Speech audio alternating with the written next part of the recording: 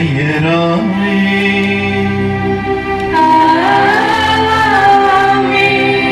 நம் ஆண்டவராகிய இயேசு கிறிஸ்துவின் அருளும் கடவுளின் அன்பும் தூய ஆவியாரின் நட்புறவும் உங்கள் அனைவரோடும் இருப்பதாக.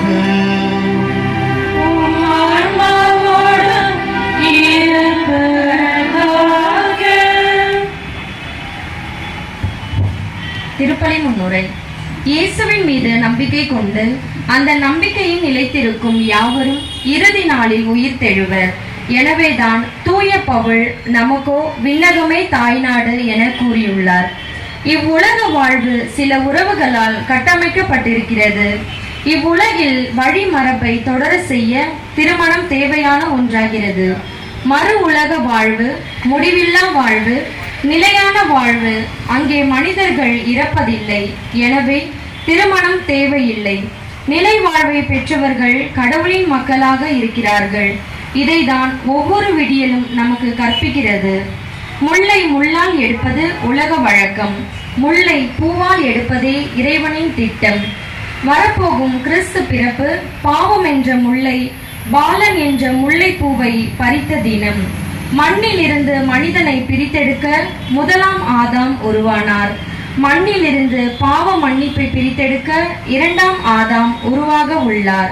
ஆகவே சாவை பற்றிய பயத்தையும் கவலையையும் தூக்கி எறிந்துவிட்டு என்றென்றும் வாழும் கடவுளின் கரம் பிரித்து உற்சாகமாக வாழ்வோம். கடவுளுக்கு முன்பாக நாம் முழுமையாக நேசிக்கும் ஒவ்வொரு சகோதர சகோதரிகளின் முகத்தையும் அடையாளம் காண்போம்.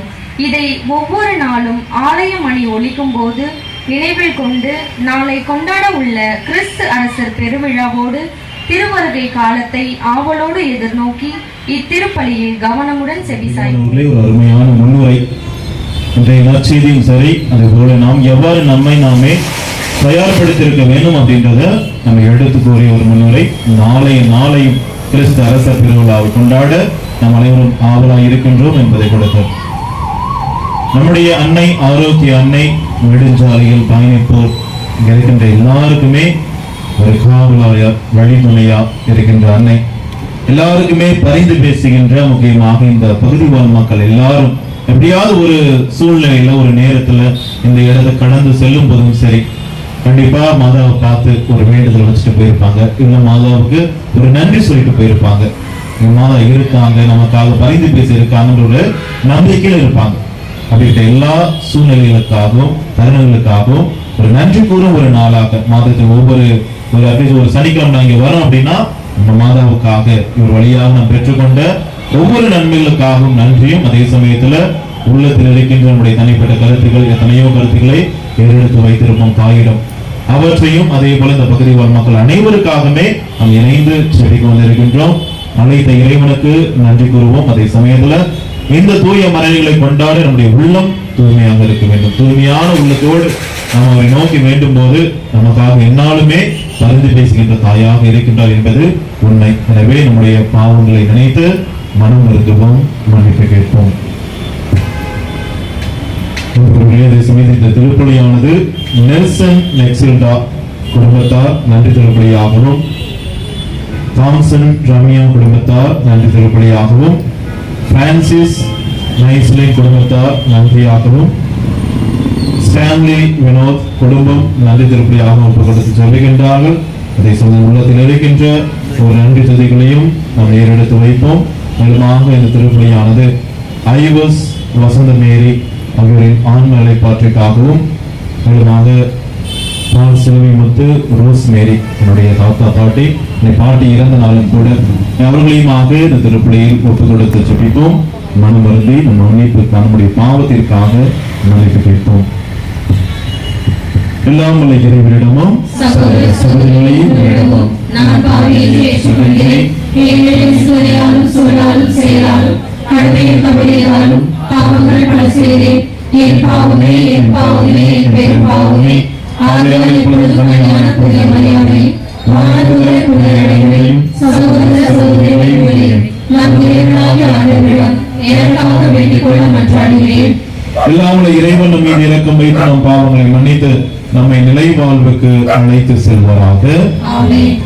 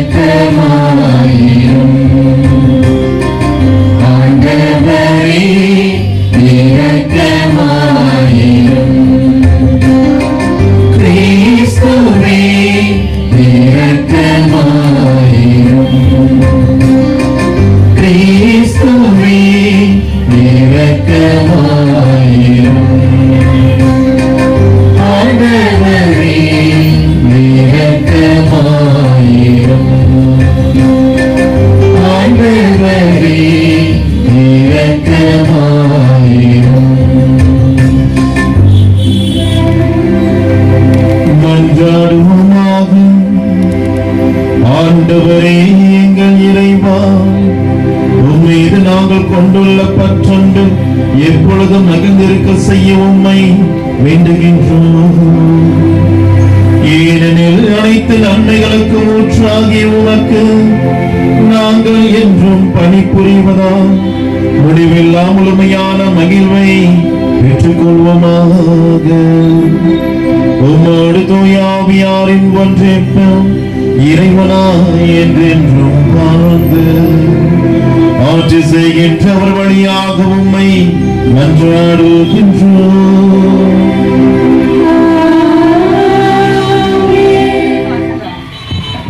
மண்ணுலகில் வாழ்வோருக்கு தொல்லை கொடுத்த இரு சாட்சிகள். திருத்தூதர் யோவான் எழுதிய திருவெளிப்பாட்டிலிருந்து வாசகம். அதிகாரம் 11, 4 முதல் 12 வரை உள்ள இறை வாக்கியங்கள். சகோதர சகோதரிகளே, மண்ணுலகின் ஆண்டவர் திருமுன் நிற்கும் 2 ஒலிவ மரங்களும் 2 விளக்கு தண்டுகளுமே அந்த இரு சாட்சிகள். யாராவது அவர்களுக்கு தீங்கு இழைக்க விரும்பினால் அவர்களது வாயிலிருந்து தீ கிளம்பி அந்த பகைவர்களை சுட்டெரித்து விடும். அவர்களுக்கு தீங்கு இழைக்க விரும்புவோர் இவ்வாறு கொல்லப்படுவது உறுதி.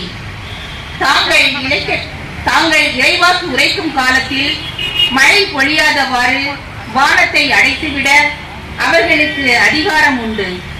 தாங்கள் விரும்பும் பொழுதெல்லாம் தண்ணீரை இரத்தமாக மாற்றவும் மண்ணுலகை எல்லா வகை வாதைகளாலும் தாக்கவும் அவர்களுக்கு அதிகாரம் உண்டு. அவர்கள் சார்ந்து பகர்ந்து முடிந்த பின் படுகுழியிலிருந்து வெளியே வரும் விலங்கு அவர்களோடு போர் தொடுத்து அவர்களை வென்று கொன்றுவிடும். சோதோம் எனவும் எகிப்து எனவும் உருவகமாய் அழைக்கப்படும் அம்மாநகரின் தெருக்களில் அவர்களுடைய பிணங்கள் கிடக்கும். அங்கேதான் ஆண்டவரின் சிலுவையில் அறையப்பட்டார். பல்வேறு மக்களினத்தார், குலத்தினர், மொழியினர், நாட்டினர் 3 நாள் அவர்களுடைய பிணங்கள் அங்கு கிடக்க காண்பார்கள். அவற்றை அடக்கம் செய்ய விடமாட்டார்கள். மண்ணுலகில் வாழ்வோர் அவற்றை குறித்து மிகவே மகிழ்ந்து நினைப்பர். ஒருவருக்கு ஒருவர் அன்பளிப்புகள் வழங்கிக் கொள்வர். ஏனெனில் இந்த 2 வாக்கினர்களும் இறைவாக்கினரும் மண்ணுலகில் வாழ்வோருக்கு தொல்லை கொடுத்திருந்தனர். அந்த 3 நாளுக்கு பின் கடவுளிடமிருந்து வந்த உயிர் மூச்சு அவற்றுக்குள் நுழைந்ததும் அவர்கள் எழுந்து நின்றார்கள். அதை பார்த்தவர்களை பேரச்சம் ஆட்கொண்டது. அப்பொழுது விண்ணகத்திலிருந்து எழுந்த ஒரு உரத்த குரல், இவ்விடத்திற்கு ஏறி வாருங்கள் என்று தங்களுக்கு சொன்னதை அந்த இறைவாக்கினர்கள் இருவரும் கேட்டார்கள். அவர்களுடைய பகைவர்கள் பார்த்து கொண்டிருக்க அவர்கள் மேகத்தின் மீது விண்ணகத்திற்குள் சென்றார்கள். இது ஆண்டவரின் அருள்வாக்கு. இறைவனுக்கு நன்றி.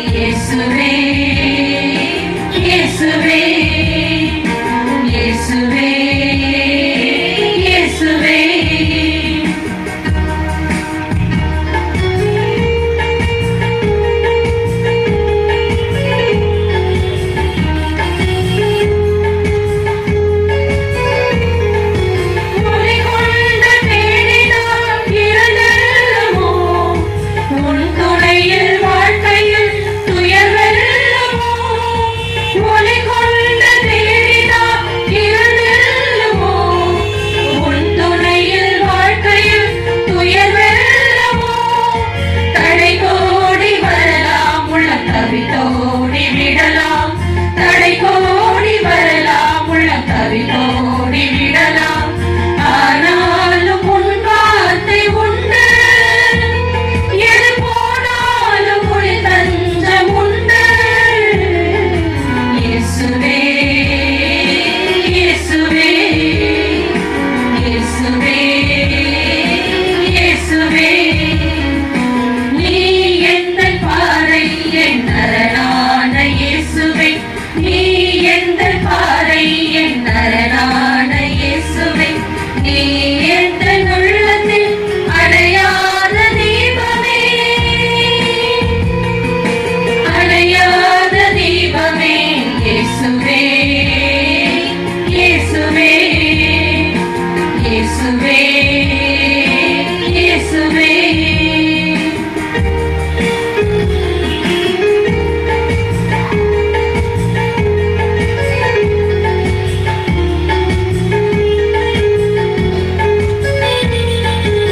இரவுக்கும் எல்லை போல் விடியல் அன்றோ, முடிவாக வெல்வது நன்மை அன்றோ. இரவுக்கும் எல்லை போல் விடியல் அன்றோ, முடிவாக வெல்வதும் நன்மை அன்றோ. தளராது வாழ்வோம், அருள் அணையாது காப்போம், தளராது வாழ்வோம், அருள் அணையாது காப்போம். என்றென்று உன்னாசி கொண்டு வரும் நல்வாழ்வை கண் முன்னே கண்டு.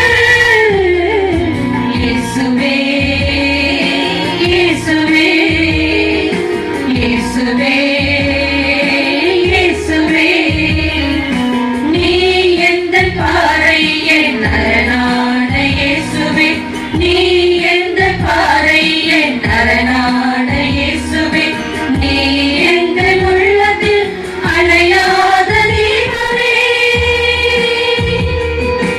அணையாத தீபமே. இயேசுவே, இயேசுவே, இயேசுவே, இயேசுவே.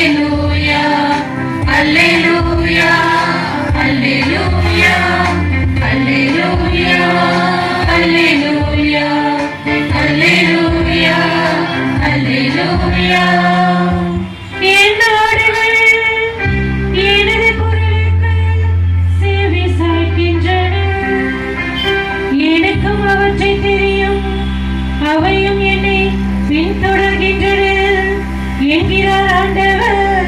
அல்லேலூயா,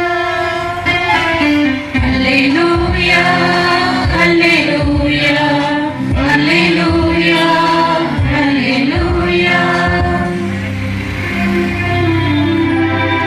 ஆண்டவர் உங்களோடு இருப்பாராக.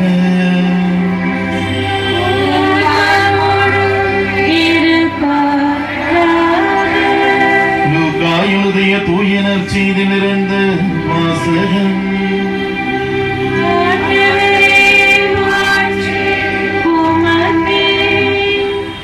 அதிகாரம் 20 இறை வசனங்கள் 27 40 முடிய. அக்காலத்தில் உயிர்த்தெழுதலை மறுக்கும் சில சதுசேயர் இயேசுவை அணுகி, போதகரே, மணமான ஒருவர் மகப்பேரின்றி இறந்து போனால் அவர் மனைவியை கொழுந்தனே மனைவியாக ஏற்றுக்கொண்டு தம் சகோதரருக்கு வழிமரபு உருவாக்க வேண்டும் என்று மோசே எழுதி வைத்துள்ளார். இங்கு சகோதரர் 7 இருந்தனர். மூத்தவர் ஒரு பெண்ணை மணந்து மகப்பேரின்றி இறந்தார். 2ஆம் 3ஆம் சகோதரர்களும் அவரை மணந்தனர். இவ்வாறே 7 மகப்பேரின்றி இறந்தனர். கடைசியாக அப்பெண்ணும் இறந்தார். அப்படியானால் உயிர்த்தெழும் போது அவர் அவர்களுள் யாருக்கு மனைவி ஆவார்? ஏனெனில் எழுவரும் அவரை மனைவியாக கொண்டிருந்தனரே என்று கேட்டனர். அதற்கு இயேசு அவர்களிடம், இக்கால வாழ்வில் மக்கள் திருமணம் செய்து கொள்கின்றனர். ஆனால் வருங்கால வாழ்வை பெற தகுதி பெற்ற யாரும் இறந்து உயிர்த்தெழும் போது திருமணம் செய்து கொள்வதில்லை. இனி அவர்கள் சாக முடியாது. அவர்கள் வானதூதரை போல் இருப்பார்கள். உயிர்த்தெழுந்த மக்களாய் இருப்பதால் அவர்கள் கடவுளின் மக்களே. இறந்தோர் உயிருடன் எழுப்பப்படுவதை பற்றி மோசே முற்புதர் பற்றிய பகுதியில் எடுத்து கூறியிருக்கின்றாரே. அங்கு அவர் ஆண்டவரை ஆபிரகாமின் கடவுள், ஈசாக்கின் கடவுள், யாக்கோபின் கடவுள் என்று கூறியிருக்கிறார். அவர் இறந்தோரின் கடவுள் அல்ல, மாறாக வாழ்வோரின் கடவுள். ஏனெனில் அவரை பொறுத்தமட்டில் அனைவரும் உயிர் உள்ளவர்களே என்றார். மறைநூல் அறிஞருள் சிலர் அவரை பார்த்து, போதகரே, நன்றாக சொன்னீர் என்றனர். அதன் பின் அவர்கள் அவரிடம் எதையும் கேட்க துணியவில்லை.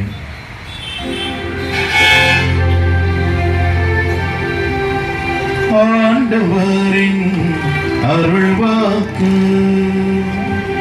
இயேசுவே உமக்கு புகழ்.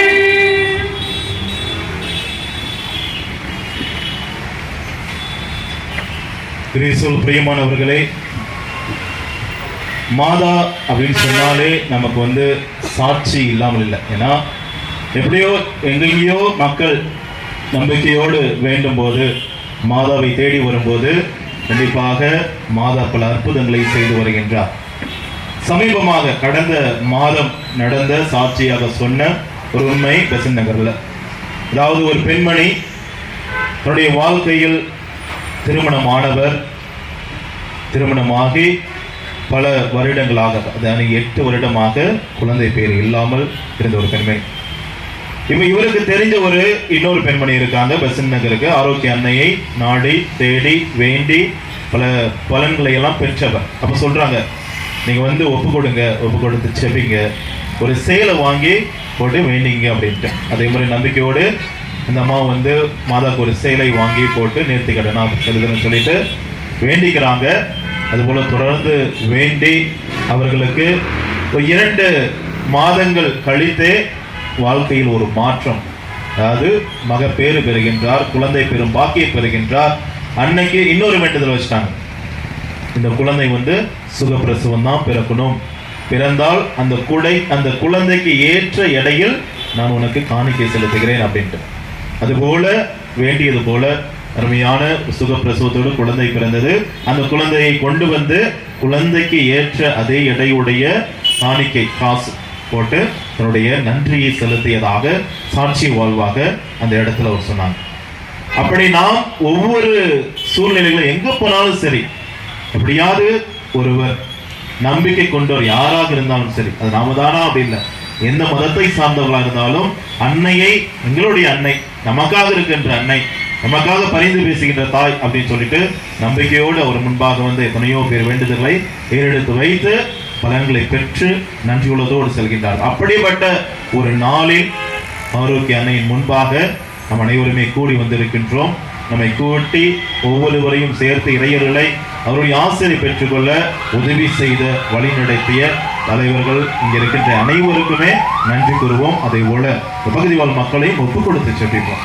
அப்படி நற்செய்திக்கு வரும்போது ஒரு புனிதர் சொல்றாரு, நமக்கு நிலை வாழ்வை பெற்றுக்கொள்வதற்காக இப்ப இருக்கின்ற இந்த வாழ்வில் இருக்கின்ற உலக ஆசைகளை அழித்துக் கொள்ளுங்கள் அப்படின்ட்டு. அவர் தான் இன்றைய நாளின் புனித சாந்தப்பர், கிளமெண்ட் ஃபர்ஸ்ட், திருத்தந்தையாக, அதாவது பேதுருவுக்கு அடுத்து 3வது திருத்தந்தையாக இருந்தவர். அவருடைய திருவிழாவையும் இன்று நாம் கொண்டாடுகின்றோம். தன்னுடைய வாழ்க்கையை முழுவதுமாக அன்னை மரியாள் மீது அதிகமாக பக்தி கொண்டவர். அதே சமயத்தில் தன்னுடைய வாழ்க்கையை இறை வார்த்தை எடுத்து கூறவும், எந்த இடங்களிலெல்லாம் இறை வார்த்தையை மாற்றி சீர்குலைத்து வந்திருக்கின்றார்களோ அந்த இடத்திலெல்லாம் போயிட்டு இறை வார்த்தையை சரியாக போதிக்க வேண்டும் என்று முடிவு செய்தவர். இதை பிடிக்காத அப்போது வாழ்ந்த அரசர்கள் அவர் நாடு கடத்திட்டு சலவைக்கல், துணி துவைக்கிற இடம், துணி துவைக்கிற கல்ல வெற்ற இடத்துக்கு கொண்டு போய் அங்க இருக்கின்ற ஆட்களோடு பணி செய்களோடு இவரையும் சேர்த்து விட்டாங்க. அங்க எப்படி 2000 மக்களுக்கு மேலாக இருக்கின்றார்கள். ஆனா இவர் அங்கேயும் போயிட்டு அந்த 2000 மக்களுக்கு எல்லாத்துக்குமே ஒரு தந்தையாக, ஞான தந்தையாக இருக்கின்றார். அப்போது அந்த இடத்திலும் மனம் மாற்றத்தை பலருடைய உள்ளத்தில் கொண்டு வந்தார். அவருடைய மனமாற்றத்தை எல்லாம் கொண்டு வந்து அவருடைய வாழ்க்கையில செய்து கொண்ட வல்ல செயல்களை பார்த்து பிடிக்காத காரணத்துல நம்ம நட்சத்திரத்துல பிடிக்கிறோம்ல, எந்திரக்கல்லை கழுத்துல கட்டி உள்ள போடுங்க அப்படின்ட்டு இவருடைய வாழ்க்கையில நன்மை செய்ததற்காக, மனதை மாற்றியதற்காக, நற்செய்தியை, உண்மை, நீதி, நேர்மை என்பதை எடுத்து கூறியதற்காக பிடிக்காத காரணத்தை இவருடைய கல்லுல ஒரு எந்திரக்கல்லை சுத்தி கட்டிட்டு தண்ணியில போட்டாங்க. இப்படி மறை சாட்சியாக இறந்தவர் இன்றைய நாளின் புனிதர் சாந்தப்பராகவும் இருக்கின்றார். அவருடைய நான் சொன்னது போல இந்த உலகத்தில் வாழுகின்ற நம்முடைய வாழ்க்கையை நிலை வாழ்வை பெறுவதற்காக பயன்படுத்திக் கொள்ளுங்கள். அதுக்காக இந்த சிற்றின்ப இன்பங்கள் ஒவ்வொன்றையும் அழித்துக் கொள்ள கற்றுக்கொள்ளுங்கள் அப்படின்னு சொல்றாரு. நற்செய்திக்கு ஏற்றவாறு முன்னிலை சொன்னாங்கல்ல, நம்முடைய இந்த வாழ்க்கையில இப்போ வாழ்ந்து கொண்டிருக்கின்ற வாழ்க்கை எப்படிப்பட்ட வாழ்க்கை, இந்த வாழ்க்கைக்கு முடிந்ததுக்கு அப்புறம் இன்னொரு வாழ்வு இருக்குதா அப்படின்னு சொல்லி அந்த சந்தேகங்களுக்கு எல்லாம் பதில் சொல்ற மாதிரி இந்த இயேசு இருக்கிறார்.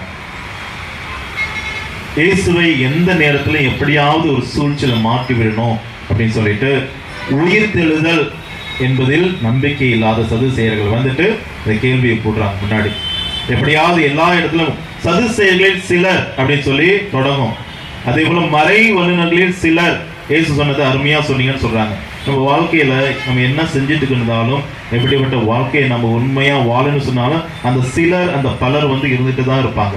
எப்படியாவது குத்தம் சொல்லிட்டே இருக்கணும், வாழ்க்கையில தட்டி விட்டுட்டே இருக்கணும், உயர்த்துறதுக்கு அதை தட்டி விடணும் அப்படின்ட்டு. அப்படிப்பட்ட ஒரு கூட்டமும் இயேசுவை சுத்தி இருந்தது. அப்ப இவரை சூழ்ச்சியில கொண்டு வரணும்னு சொல்லிட்டு இவர் மறுவாழ்வு, நிலை வாழ்வு எல்லாம் பேசுறாரு, உயிர்த்தல் எல்லாம் பேசுறான்னு சொல்லிட்டு எந்த ஒரு உதாரணத்தை கொண்டு வராங்க. ஏன்னா அப்ப மோசே இருந்த பழைய ஏற்பாட்டுல ஒரு சட்டம் இருந்தது. ஒரு வேளை திருமணம் ஆகி குடும்பத்தில் இருக்கிற முதல் மகனுக்கு திருமணமாகி மகப்பேறு இல்லாமல் அவர் இறந்து விட்டால் அந்த பெண்மணியானது இரண்டாவது இருக்கின்ற சகோதரனை மணந்து கொள்ளலாம் அப்படின்ட்டு.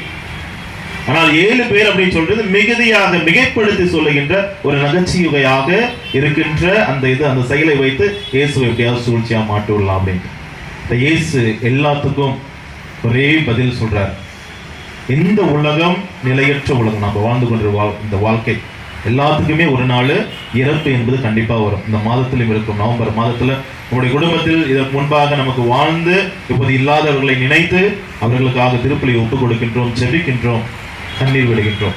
அப்படின்னு நமக்கு தெரியுது. ஒரு நாள் அவர்களுக்கு வந்த நாள் எனக்கும் வரும், உங்களுக்கும் வரும், எல்லாத்துக்கும் வரும். அப்படின்னு நிலையற்ற ஒரு உலகம், நிலையற்ற ஒரு வாழ்வு. ஆனா நிலையான வாழ்வு அப்படின்றது வாழ்வை பற்றி அவர் பேசும்போது இங்கதான் நம்முடைய திருமண காட்சிகள், செலிப்ரேஷன் அதெல்லாம் இருக்கும். ஆனால் நிலையான வாழ்வுல மக்களோடு இருக்கும்போது நம் அனைவரும் ஒரே மாதிரி மக்களை அனைவரும் சேர்ந்து இறைவனை தூயவர் தூயவர் தூயவர் என்று எப்போதும் பாடிக்கொண்டிருக்கின்ற வானதூதர்களில் நாமும் ஒருவராக சேர்ந்து கொள்கிறோம். அதுதான் திருப்பலி ஒப்புக்கொடுத்து நாம் ஜெபி நம்முடைய முன்னோர்கள் அனைவருக்காகவும் எப்படியாவது ஒருவேளை அவர்கள் பாவம் செய்திருந்தால் அந்த பாவத்திலிருந்து விடுதலை பெற்று அந்த வானதூதரின் கூட்டத்தில் இவர்களும் சேர வேண்டும் அப்படின்றது நம்முடைய ஆசை. அப்ப அவர்களும் சேரும்போது அந்த இடத்தை பெற்றுக்கொள்ள இந்த வாழ்வினை நாம் பயன்படுத்திக் கொள்ள வேண்டும். அதற்கு இருக்கின்ற வாழ்வை சரியான விதத்தில் உண்மை, நேர்மை என்பதை நாம் பின்பற்றி வாழ வேண்டும். அப்ப நாம் அந்த நிலை வாழ்வை பெற்றுக் கொள்கின்றோம். உதாரணத்துக்கு ஒரு போட்டி நடக்குது, நம்ம கூட நம்ம கேரல்ஸ், கிறிஸ்மஸ் கேரல்ஸ் போட்டு வைக்க போறோம் அப்படின்னு சொல்லிட்டு அதை பேசும்போதே இந்த தடவை பரிசுலாம் வேண்டாம், போட்டி மட்டும் வச்சுக்குவோம், எல்லாரும் ஒவ்வொரு நண்பர்கள் பாடட்டுமே அப்படின்னு சொல்லி பேச்சு எடுபட்டது. அப்போ ஒருத்தவங்க சொன்னாங்க, பரிசு இல்லை அப்படின்னா அதுக்கு தேவையான செய்கின்ற அந்த முயற்சிகள், பிராக்டிஸ்லாம் கொஞ்சம் மந்தமா இருக்கும், ஏதோ பிராணம் பாடம் வந்தோம் அப்படின்னு. ஆனா பரிசு இருக்கு அப்படின்னு சொன்னா பிராக்டிஸ் செம்மையா இருக்கும். என்னன்னா எப்படி பாடலாம், என்னென்ன நுணுக்கள் எல்லாம் கொண்டு வரலாம் அப்படின்னு சொல்லி நல்லா பிளான் பண்ணி கொண்டு வருவாங்க அப்படின்ட்டு. அது போலதான் ஒருவேளை மறுவாழ்வு, நிலையான வாழ்வு அப்படின்னு இல்லை அப்படின்னா இந்த வாழ்க்கை எப்படியோ வாழ்ந்துக்கலாம், எப்படி வாழ்ந்தா எனக்கு இருக்கிற வாழ்வைய சந்தோஷமா எனக்கு பிடிச்ச மாதிரி வாழ்ந்துக்கலாம் அப்படின்ற ஒரு எண்ணம் இருக்கும். மறு வாழ்வு என்பது இருப்பதன் காரணத்தினால, நாம் நம்பிக்கை கொண்டிருக்கின்ற ஒரே காரணத்தினால அந்த பரிசை, அந்த நிலை வாழ்வை பெற்றுக்கொள்வதற்கு இந்த வாழ்வை நாம் பயன்படுத்திக் கொள்ள வேண்டும். அதற்கு இந்த புனிதர் சொல்ற மாதிரி தான், சாந்தப்பர் சொல்ற மாதிரி, இப்ப இங்க நம்மை சார்ந்திருக்கின்ற, சூழ்ந்திருக்கின்ற சோதனைகளை விளைவிக்கின்ற சிற்றின்ப இன்பங்கள், உலகம் சார்ந்த நாட்டங்கள், இதையெல்லாம் வரும்போது நாம் அதை எதிர்கொண்டு வாழணும். உங்களுக்கு சொன்ன போனா எதிர்நீச்சல் போடணும். வாழ்வது கஷ்டம். இறைவன் இயேசு கிறிஸ்து சொன்ன ஒவ்வொரு வார்த்தைகளையும் வாழ்ந்து காட்டுவது கஷ்டம்தான். ஏன்னா உண்மையா இருக்கணும், நேர்மையா இருக்கணும், அப்படி மகிழ்ச்சியா நம்ம அன்பை எல்லாத்துக்கும் பகிர்ந்து கொடுக்கணும், மன்னிக்கணும். இதெல்லாம் நம்முடைய அன்றாட வாழ்க்கையில தினந்தோறும் நம்ம கஷ்டப்படுற ஒரு இதுதான்.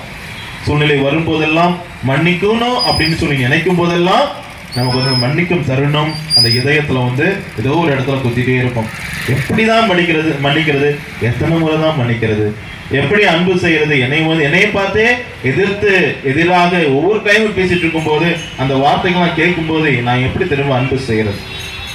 அதையெல்லாம் பொறுத்து தாண்டி அவர் செய்தது போல, இயேசு கிறிஸ்து செய்தது போல, அவர் வாழும் போதும் சரி, இறக்கும் போதும் சரி, இயேசு கிறிஸ்து இறந்து உயிர்த்தெழுந்த போதும் சரி, அன்னை மரியாள் அவரோடு இணைந்திருந்தாங்க. நமக்கு ஒரு முன்மாதிரியா இருக்காங்க. எப்படி இயேசு கிறிஸ்துவை ஒரு அன்பு செய்வதாக பின்பற்றணும், எல்லா சூழ்நிலையிலும் பின்பற்றணுன்றதுக்கு ஒரு நல்ல உதாரணமாகவும் இருக்கின்றார்.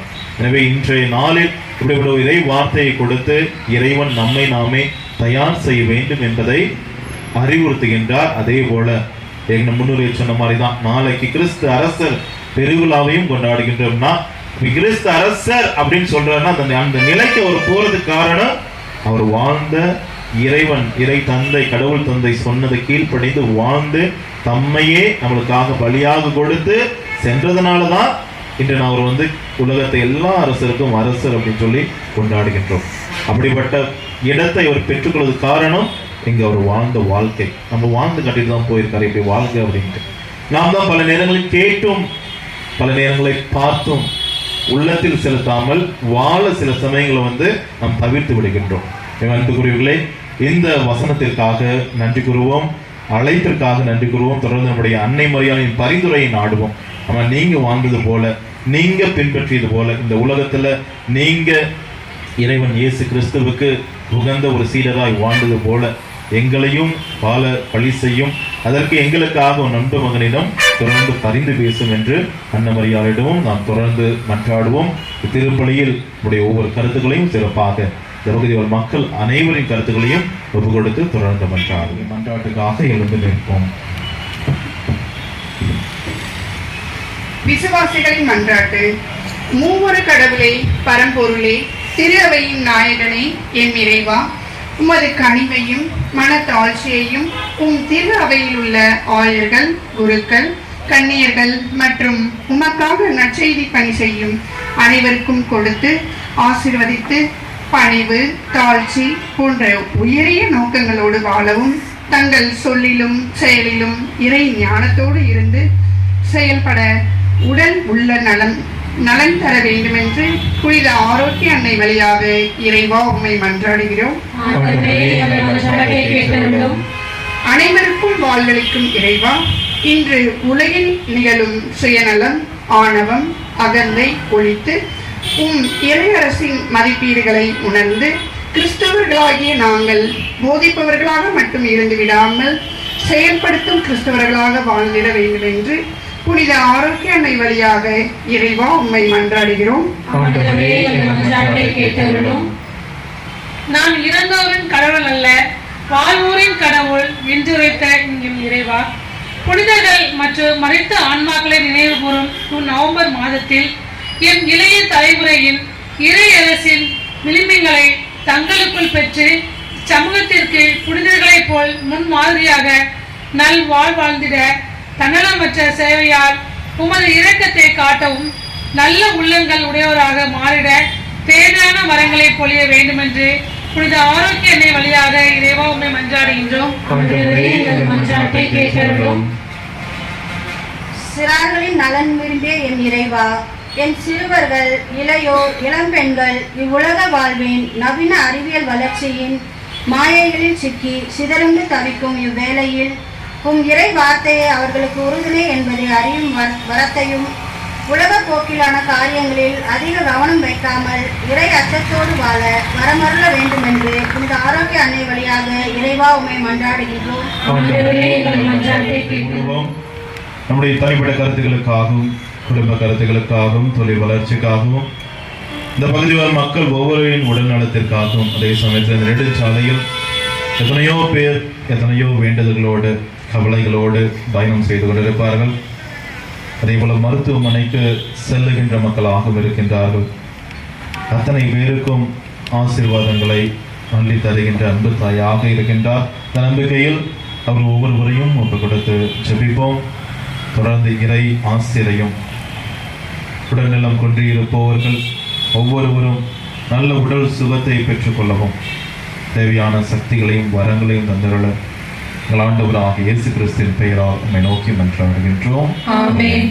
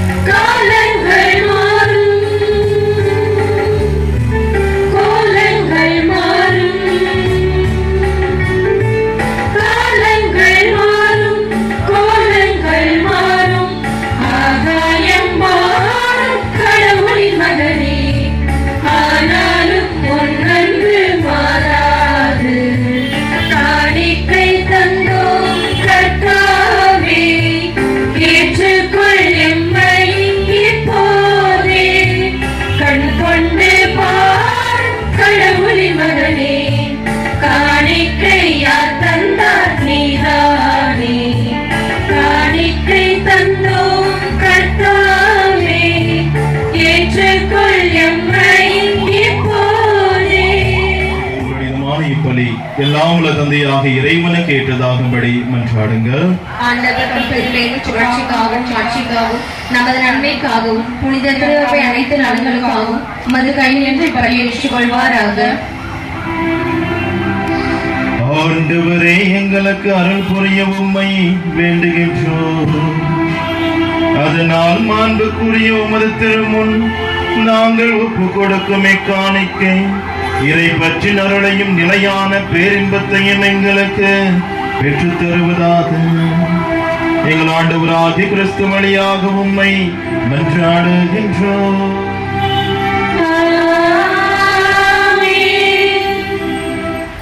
ஆண்டவர் உங்களோடு இருப்பாராக.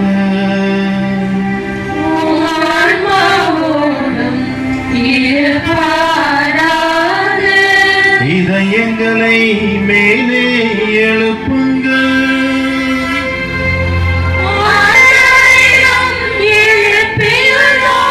நம் இறைவனாகிய ஆண்டவருக்கு நன்றி கூறுவோம்.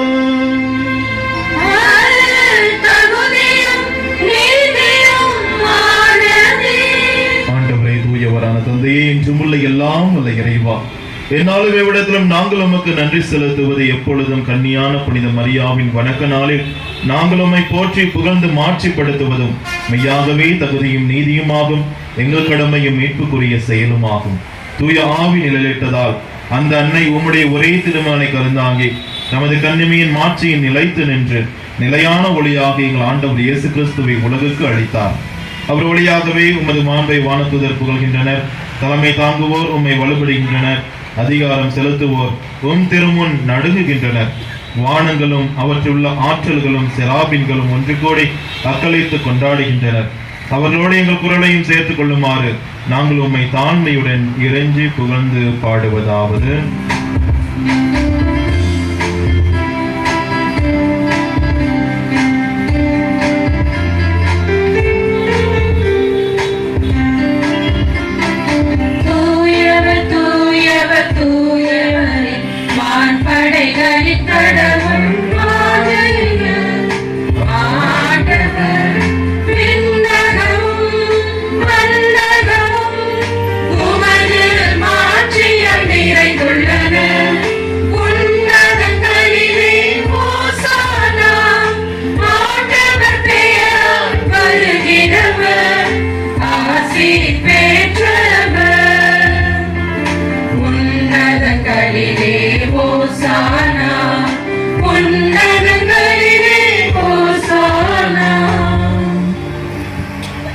ஆண்டவரே, நீர் மெய்யாகவே தூயவர், தூய்மை அனைத்துக்கும் ஊற்று. ஆகவே உம்முடைய ஆவியை பொழிந்த காணிக்கைகளை தூய்மைப்படுத்த உம்மை வேண்டுகின்றோம். இவ்வாறு எங்கள் ஆண்டவர் இயேசு கிறிஸ்துவின் உடலும் இரத்தமுமாக எங்களுக்கு இவை மாறுவனவாக. அவர் பாடுபட உளம் கனிந்து தம்மை கையளித்த போது அப்பத்தை எடுத்து நன்றி செலுத்தி அதை பெற்று தம் சீடர்களுக்கு அளித்து அவர் கூறியதாவது: அனைவரும் இதிலிருந்து பெற்று உண்ணுங்கள், ஏனெனில் இது உங்களுக்காக கையளிக்கப்படும் என் உடல்.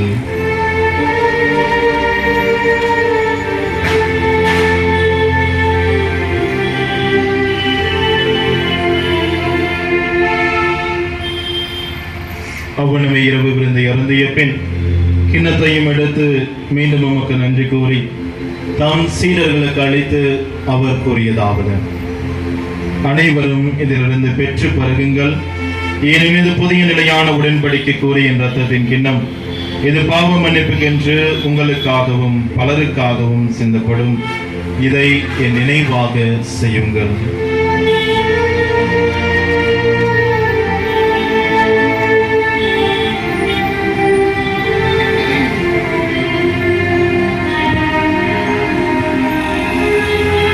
நம்பிக்கையின் மறைபொருள்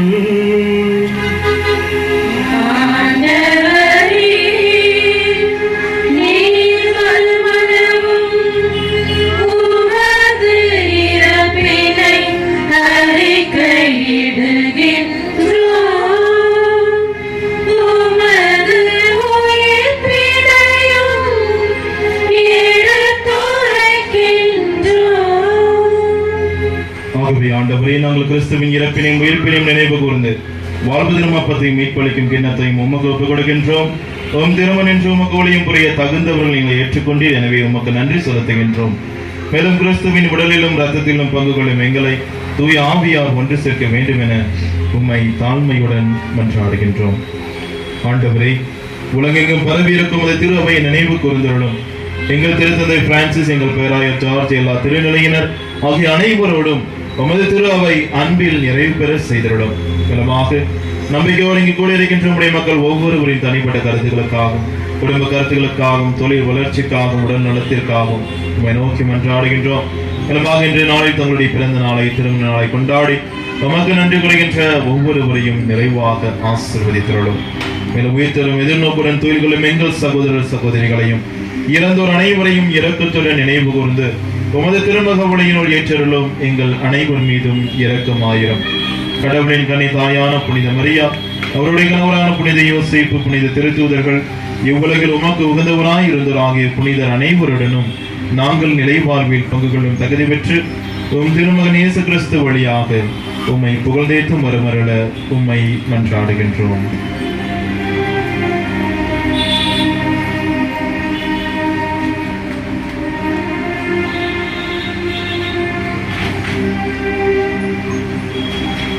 இவர் வழியாக இவரோடு இவரில் எல்லாம் வல்ல இறைவனாகிய தந்தையே, தூயாவியாரின் ஒன்றுக்கு எல்லா புகழும் மாட்சியும் என்றென்றும் உமக்கு உரியதே.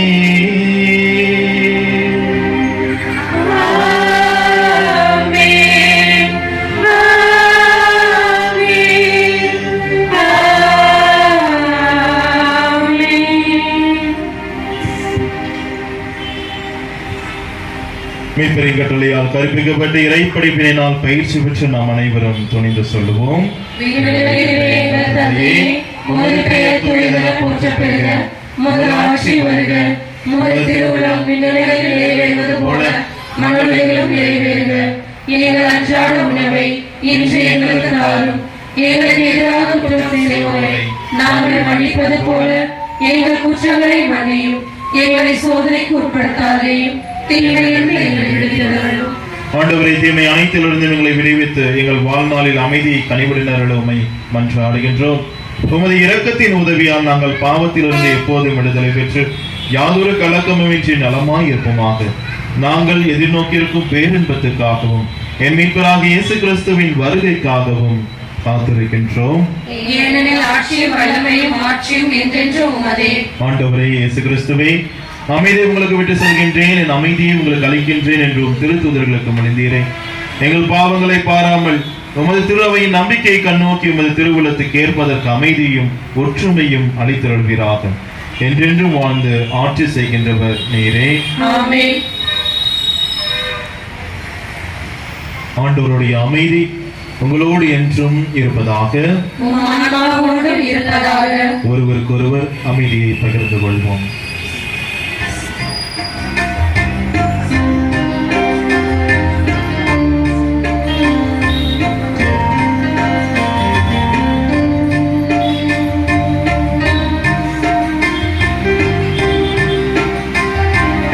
உலகின் பாவம் போக்கும் இறைவனின் செம்மறியே, எம்மேல் இரக்கம் வையும். உலகின் பாவம் போக்கும் இறைவனின் செம்மறியே, எம்மேல் இரக்கம் வையும். உலகின் பாவம் போக்கும் இறைவனின் செம்மறியே, எமக்கு அமைதி அருளும். எமக்கு அமைதி அருளும். இதோ இறைவனின் செம்மறி, இதோ உலகின் பாவங்களை போக்குபவர். செம்மறியின் விருந்துக்கு அழைக்க பெற்றோர் பேறு பெற்றோர். ஆண்டவரே, என் இல்லத்தில் எழுந்தவர் நான் அவதியற்றவன். ஆனால் ஒரு வார்த்தை மட்டும் சொல்லிடணும், எனது ஆன்மா நலமடையும். கிறிஸ்துவின் திருவுடலும் திருத்தம் நம்மை காத்து நிலை வாழ்வு அளிப்பதாக.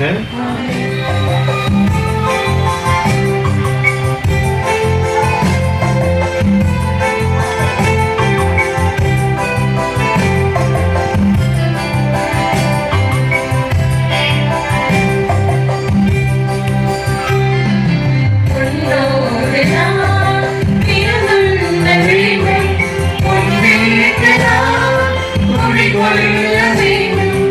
உன் அன்பில் நான் உறவாட வேண்டும். உன்னோடு நான் பிறந்துள்ள வேண்டும்.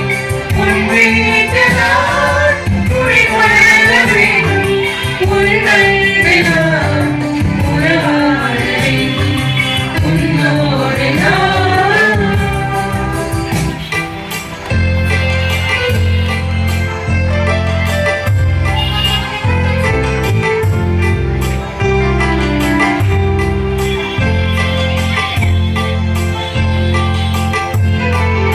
என் வாழ்விலே இது ஒரு பொன்னாள். என் கருவறையிலே நீ வருகிறாய். என் வாழ்விலே இது ஒரு பொன்னாள். என் கருவறையிலே நீ வருகிறாய். உன் அன்பிற்காய் அனைத்தையும் இழப்பேன். உன் அன்பிற்காய் அனைத்தையும் இழப்பேன். வந்தவன்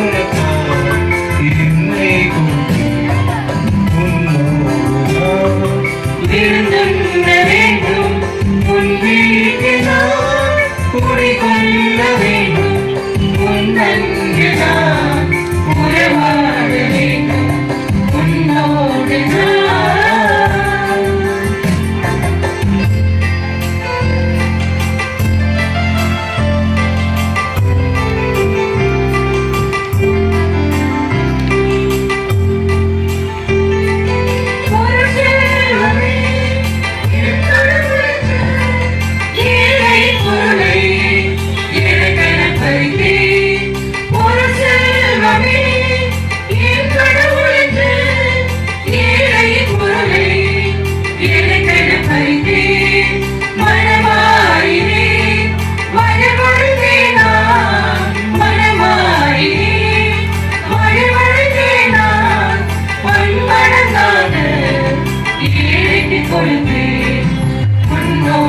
நான் விருந்துண்ண வேண்டும். உன் வீட்டு நான் குடிகொள்ள வேண்டும். உன் அன்பு நான் உறவாட வேண்டும். உன்னோடு நான் விருந்துண்ண வேண்டும். உன் வீட்டு நான் குடிகொள்ள வேண்டும். உன் அன்பு நான் உறவாட வேண்டும். உன்னோடு நான். கிறிஸ்துவுக்குள் பிரியமானவர்களே, ஆரோக்கிய அன்னை கெபின்னு சொன்னாலும் சரி, ஆரோக்கிய அன்னை இருக்கின்ற எல்லா இடத்திலும் புதுமைகள் எப்போதும் நடந்து கொண்டுதான் இருக்கின்றன. இன்றைய நாளில் நமக்காக நாம் அனைவரும் ஆரோக்கிய அன்னை முன்பாக இந்த திருப்பலி நிறைவேற்றி இறை ஆசிரை பெற்றுக்கொள்ள வேண்டும் என்று இதற்காக ஏற்பாடு செய்த ஒவ்வொரு அன்பை தலைவர்களும் சரி, பகுதியோர் மக்களும் சரி, பாடகர் குழுவும் சரி, அனைவரும் முயற்சி எடுத்து நாம் அருளை பெற்றுக்கொள்ள வேண்டும் என்று இந்த நாளை தகுந்த முறையில் தயார்படுத்திய அனைவருக்குமே நன்றி கூறணும் நம்ம உள்ளத்துல.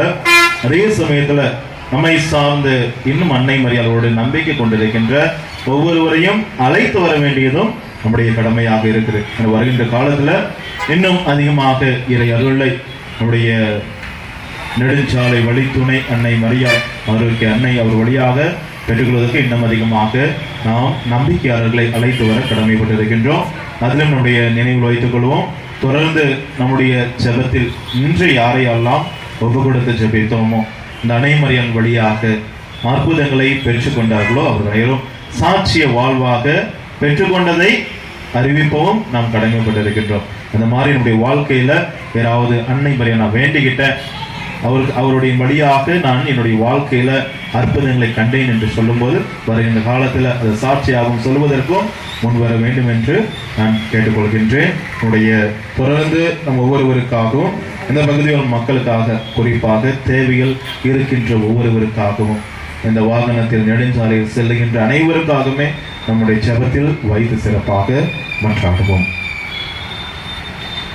உறுதியாக உங்களுக்கு சொல்கிறேன், நீங்கள் எவற்றையெல்லாம் கேட்பீர்களோ அவற்றை பெற்று விட்டீர்கள் என நம்புங்கள், கேட்டபடியே உங்களுக்கு நடக்கும் என்கிறார் ஆண்டவர்.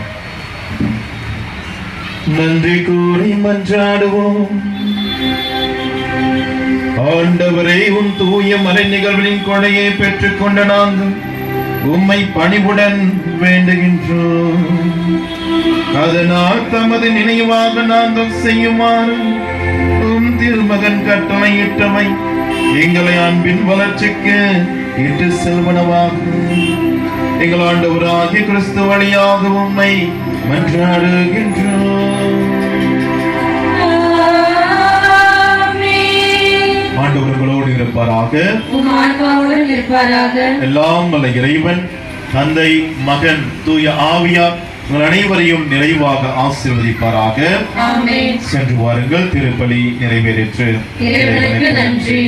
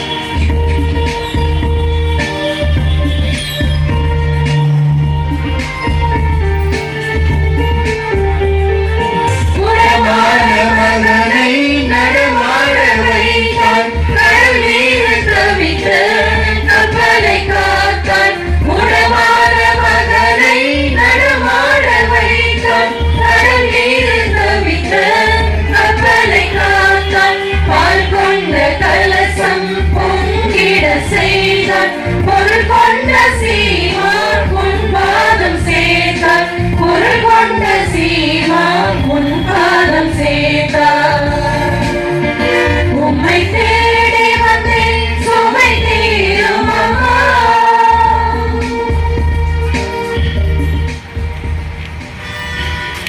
அனைவருக்கும் ஆரோக்கிய அணியின் ஆசீர்வாதங்களும் வணக்கங்களும்.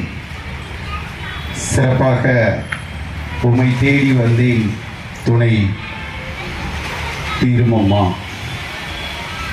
குறிப்பாக தொடர்ந்து 5 மற்றும் 6 வாரங்களாக இங்கு சனிக்கிழமைகளில் 4வது வாரத்தில் திருப்பலி நடந்து கொண்டிருக்கின்றது. இதற்காக நம்மளுடைய பங்கு தந்தை ஆண்ட்ரூ டொமினிக் அவர்களுக்கு ஒரு சிறந்த நன்றியை தெரிவித்துக் கொள்கின்றோம். குறிப்பாக இன்று நமக்கு திருப்பலியும் சிறப்பு மறைவுரையும் ஆற்றிய மார்ட்டின் மதலன்முத்து துணை பங்கு தந்தை அவர்களுக்கு நன்றியை தெரிவித்துக் கொள்கின்றோம். மற்றும் நம் அன்பு சகோதரர் ஆரோக்கியசாமி அவர்களுக்கும் நன்றியை தெரிவித்துக் கொள்கின்றோம். குறிப்பாக தொடர்ந்து பாடகர் குழுவும் அதனுடைய பொறுப்பாளர் திரு மெல்வின் அவர்களுக்கும் பீடச்சிறுவர்கள் அஸ்வின் அவர்களுக்கும் நன்றியை தெரிவித்துக் கொண்டு விரோனிகால் அன்பையும் மற்றும் மரிய குறைட்டி அன்பியத்தின் சார்பாக நன்றியை தெரிவித்துக் கொள்கின்றோம். குறிப்பாக நம்மளுடைய உதவி பங்கு தந்தை சொன்னது போல் இந்த மாதா கேபியில் உங்களுக்காக ஏற்பாடு செய்து மாதத்திற்கு ஒரு முறை திருப்பலியும் சனிக்கிழமைகளில் நாம் இங்கு ஜெபமாலையும் ஜெபித்துக் கொண்டிருக்கிறோம் என்பது அனைவருக்கும் தெரிந்ததே. இன்னும் நிறைய மக்கள் வர வேண்டும் என்பதே நம்மளுடைய நோக்கம். எனவே விரோனிக்கால் அன்பியமும் மற்றும் மரிய குறைட்டி அன்பியும் தங்கள் குடும்பங்களில் உள்ள அனைவரையும் மற்றும் அருகாமையில் உள்ள அனைத்து குடும்பங்களையும் அழைத்து வந்து இந்த திருப்பலியை சிறப்பிக்குமாறும் மாதாவினுடைய அருளை பெறுமாறும் கேட்டுக்கொள்கின்றோம். அடுத்த முறை இதை விட எங்களுக்கு அதிகமாக கூட்டம் இருக்க வேண்டும் என்பதை நம்மளுடைய உதவி பங்கு தந்தை மூலம் கேட்டுக்கொள்கின்றேன். நன்றி. மரியே வாழ்க, மரியே வாழ்க, மரியே வாழ்க.